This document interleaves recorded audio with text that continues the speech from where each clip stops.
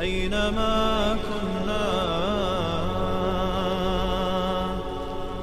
أينما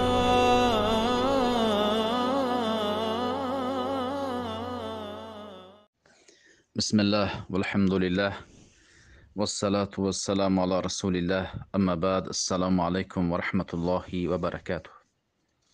یکی از نامهای الله این الملک می باشد. در قرآن الملک آمده است، المالک آمده است، الملیک بی حرف مد آمده است.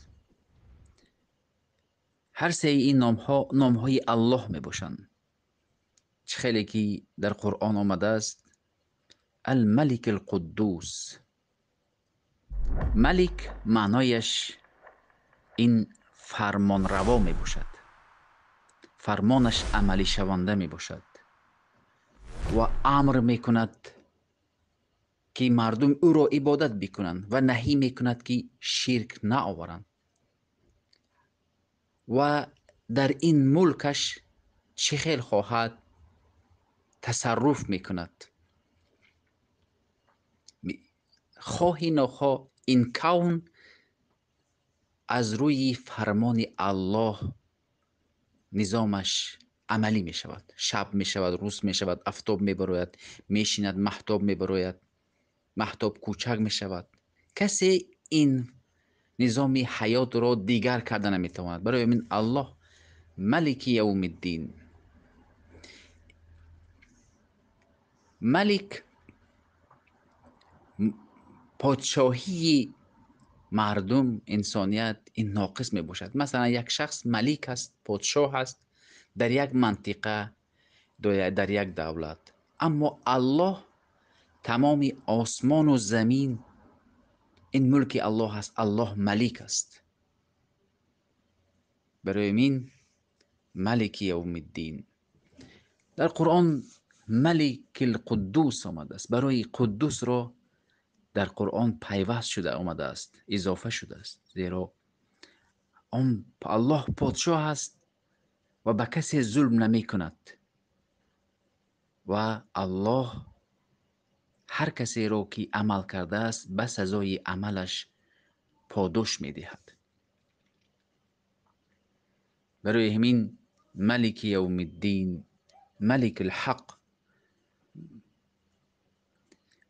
ما گفتیم ملک معنایش فرمان روا است، حکمش گذرا می باشد. اما مالک این همان مالکی آسمان و زمین می باشد. این ملکیتی که انسان ها دارند این بر ناقص می باشد.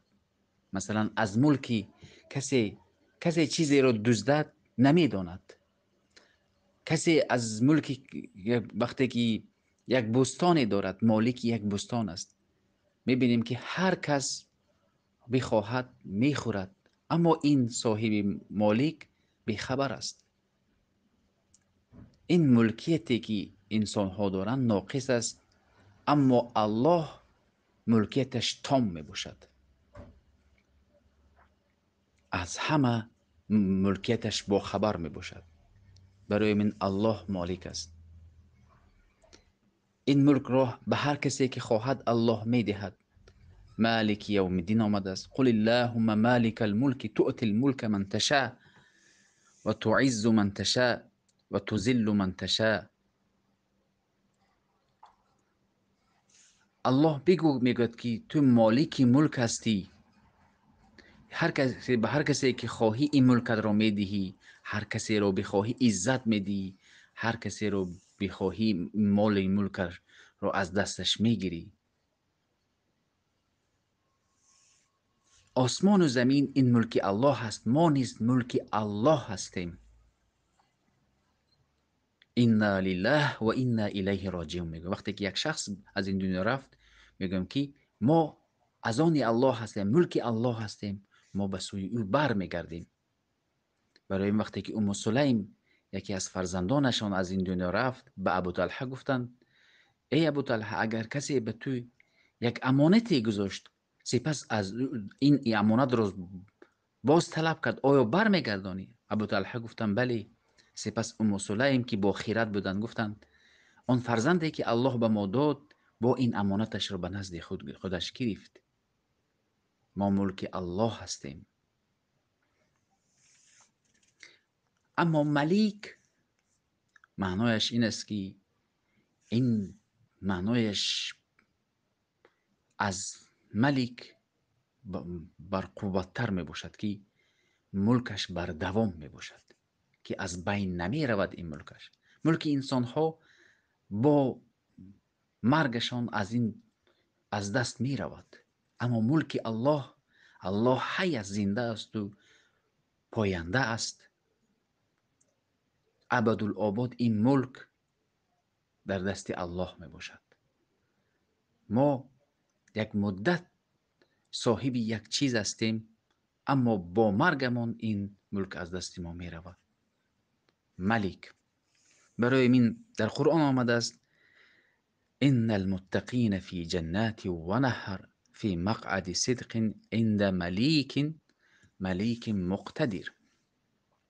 ما گفتیم ملیک است، مالک است، ملیک است، همه معنایش را گفتیم.